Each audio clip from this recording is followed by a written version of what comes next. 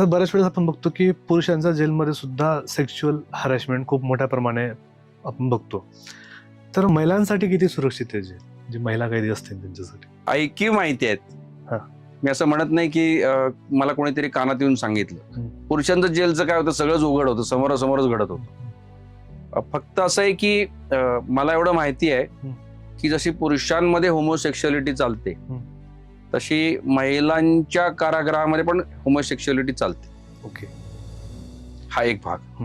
आणि हे कळायचा मार्ग कुठला, तर अनेक पुरुष कैदी जे जेलमध्ये आहेत त्यांच्या काही वेळा त्यांचे नातेवाईक, त्यांची पत्नी किंवा घरातलं कोणी व्यक्ती महिलांपैकी ती महिला कारागृहामध्ये, त्यांना महिन्यातून एकदा किंवा 15 दिवसातून एकदा चुकत नसेल तर रविवारच्या दिवशी येरोडा जेल टू महिला जेल ऑनलाईन मुलाखत घेता यायची.